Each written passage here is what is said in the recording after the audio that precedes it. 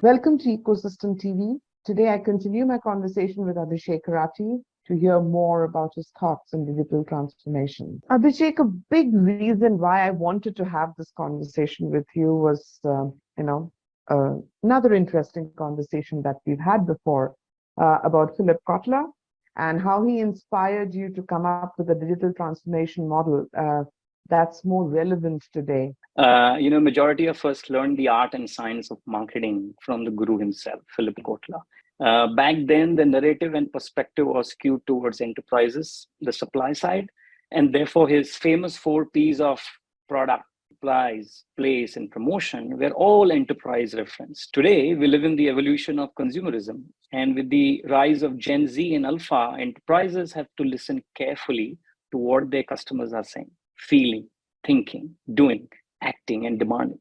And most organizations that I've come across have either customer centricity or similar as part of their values. And therefore, it is time for us to relook at these 4 Ps and start immersing ourselves in the journey from customer perspective using the 10C framework that I developed, which is kind of broken into 3 main philosophies of mind, body, and soul. Let's start with the mind. The first C, of course, is the customer herself. Enterprises at this stage need to identify their design target amongst the multiple customer segments across dimensions and adapt their solutions, not products, adapt their solutions, targeting and positioning to win amongst the prioritized design target.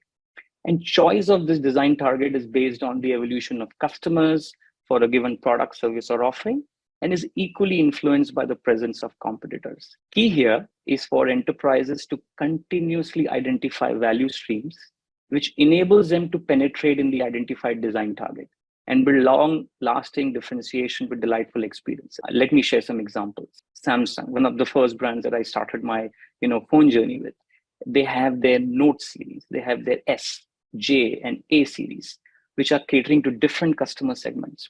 And it's amazing how they have balanced the feature specs with the price points without impacting the aspirational value in that category for the chosen design target. And now Apple has followed suit. Power of understanding customer is the single most important factor for the survival, failure, or success of an enterprise. No, that's wonderful. But let's talk about how we can deepen this understanding. So let's move to the second C. So having identified the customer, next C is the context. Customers of today are exposed to more than 3,000 brands during the day and have their own aspirations, upheavals, needs, wants, and pain points, and top this up with their cultural background, country, gender, income, life stage, and it starts getting more and more complex. So enterprises will be better served once they start understanding the context of their prioritized design target customer with the help of first-party data, browsing history, interactions across touch points, and gradually start creating multiple cohorts based on the context of their customers, which will allow them to tailor their communication, products, and services to meet the customer's needs and expectations. One company which comes to my mind instantly is Amazon. They are known to personalize recommendations and offers that are tailored to each customer's purchase history and browsing behavior. The power of context helps enterprises build strong bonds with their customers. So that's your second C. The third one is content. Now, what does content mean? Content refers to information, media, and messaging that a brand creates and shares with its audience. In today's day and age, and we spoke about generative AI, there's one thing in abundance of is content.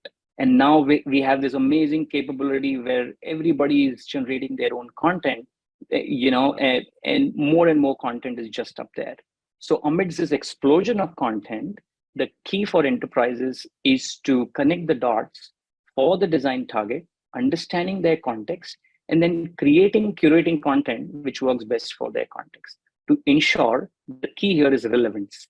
It has to be relevant for them. And one of the best examples unnoticed is our very own Netflix, but which is actually free, which is Adobe. Adobe offers disproportionate, and they've really disproportionately invested in creating a Netflix of sorts, available for free to their audience, providing numerous case studies, customer success stories, educational, thought leadership, and user-generated content. What I believe amidst this explosion of content is enterprises which will be able to create or curate thought leadership and or personalized content will rise above the rest in breaking the clutter from the generative AI-based content explosion. So far we have covered the mind part of the 10 C's and looked at customer, context, and content to engage them. So maybe now is the part to move to the act. It starts first with customize. Enterprises have to shift from this product focused approach to a solution based approach. And this solution is a combination of product, services, bundled with delightful experiences. And if we really look from customers' perspective, then what they are seeking is flexibility and empowerment in customizing the solution even further to suit their preferences, needs, and their context of purchase at a point in time. And enterprises will be better served if they provide this Lego-based approach to empower their customers to customize, providing assistance during the purchase process itself to enable them to make the right decision. Think of virtual assistants, click to call, etc. One company which really is a great example of customization and we often ignore is Nike. The athletic shoe and apparel company offers a customization service called Nike by You, which was formerly known as Nike ID, that allows customers to design their own shoes. Customers can choose from a variety of materials, colors, and designs to create a unique pair of shoes. This customization option allows customers to create a product that is tailored to their specific tastes and needs, increasing brand loyalty. The power to customize helps to position an enterprise as a listening and a caring brand. Moving to the next one is compare, the fifth one. We learned the importance of price from Kotla. However, the customer of today seeks value for money, and more importantly, wants to be sure that the price point at which the solution is being offered is best for them. Now, how could you do it? This is done by empowering customers to compare prices across multiple solutions, wherever regulation allows, of course. Also by allowing comparison against nearest competitors. Now, this transparency helps to build and reinforce trust with customers. So this is one place where I can give examples from my industry. Progressive Insurance, they have been having this solution called Name Your Price, which allows customers to compare their coverage options and select a policy that fits their budget. By providing a simple comparison tool, Progressive has become known for transparency and affordability, which has helped to build customer loyalty. The power to compare, therefore, helps to position an enterprise as a transparent and a trustworthy brand. Let's move to the sixth C, connect. We learn that enterprises have to promote their products across channels. This is what Philip Kotler taught us. The promotion, though, has to give way to need to connect, a proactive way in which brands enter the lives of their customers beyond just the solutions they offer. Now, if the brand were to be a friend's persona, then think of ways in which they need to stay connected, bring each of their customers into a community. Majority of the enterprises have excellent connect programs at the pre-sales and the sales stage. However, they often neglect the customer post the sales is completed. A company which actually personifies this connect is Lego. Lego has built a strong connection with their customers by fostering creativity and imagination. They've created a community around their products and have leveraged this to drive sales and help build brand loyalty. So how does the power of connect help? The power of connect helps to position an enterprise as a friend who cares.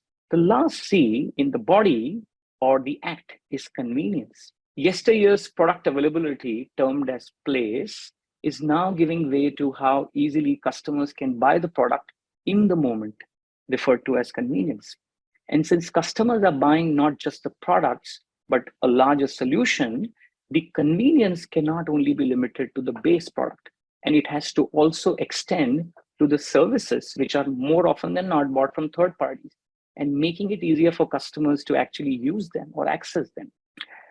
Non-life and health insurance companies are partnering with ecosystem players to embed their products in the customer journey itself. Travel insurance is an amazing example where you don't even know that you're buying a travel insurance, but you know the value of the fact that it insures you during the trip if something were to happen.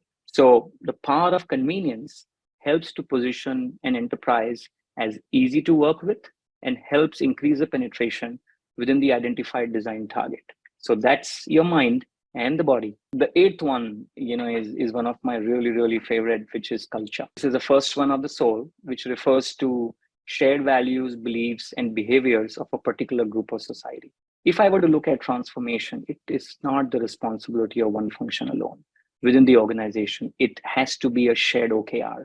Customer centricity being at the heart of companies' values will help drive a culture to bring an outside in perspective, coupled with an environment where each function is open to challenging the set norms, processes, and open to disrupt its own business model. And this has to start at the top of the pyramid with clearly defined KPIs across the organization to measure not just outcomes, but also the learnings from the failures as key outcomes of the transformation. Apple's culture of providing superior products and services is legendary, and it can be experienced across all interactions with Apple. So, what does culture lead to? The power of culture, in my humble view, will help enterprises sustain their differentiation for long and continuously disrupt the markets with innovative offerings, thereby adding value to their customers. The second C in the soul and the ninth overall is collaboration and co-optation. And let me explain, what I mean by this. Unless an enterprise commands a monopoly situation, it is very, very difficult for them to drive the right behavior with their customers, make a case for change in adopting the right practices, which drives sustainability and preserves the bottom line in medium to long term. We've all heard about the ESG goals adopted by countries across the world, and they have to be percolated down to the enterprises. It can only happen when it actually enters their vision and mission. The dilemma that we are all facing at large is me and now versus us and later. And the key, therefore, is to find a right balance between doing good and doing well. A conscious shift from a shareholder value to a stakeholder value. Collaboration across the community, society, and co-optation within the industry is an answer towards building sustainable businesses and managing all stakeholders during this process. There have been numerous examples of companies which have actually taken this long-term view of us and later. And let me give you, few ones that are really close to my heart. Whole Foods launched its chain of sustainable products for which customers were ready to pay a premium, thereby pioneering a new business model built on sustainability. Transatomic is a great example of discovering a new technology or improving existing technology, thereby driving down the cost and forcing competition to switch away from the older, less sustainable alternatives. So the power to collaborate and co-opt helps to position an enterprise as a thought leader and build long-lasting trust and loyalty with all their stakeholders, not just customers. The last, often misunderstood C, the 10th of the Lord and the third in the soul, is consent and control. Data is a new oil, and how does one harness this data is where the new battle lines are drawn. And this access to the treasure trove of data has become a source of differentiation for many enterprises. In many businesses, this data is being sourced by providing tactical offers, or in social media's case, customers themselves are the products. Enterprises which will sustain their differentiation and, of course, mitigate against heavy regulatory fines as well, will proactively manage this consent of securing data from their customers, and more importantly, always provide full control to their customers to decide how their data could be leveraged. A great example is Microsoft. They have implemented various privacy features and controls across their products and services, including the ability for users to control their data and limit access by third-party apps. They've also been vocal advocates for strong data privacy regulation. And it's not surprising, Sash, that despite being the first large-scale provider of OpenAI through their Bing search engine, Microsoft is now investing in alternatives to protect users' privacy, especially for their enterprise application of generative AI. So the power of consent and control helps to position an enterprise as worthy of trust, and thereby helps build long-lasting customer loyalty. Thank you so much for sharing your insights today. As always, a pleasure talking to you, and look forward to many more.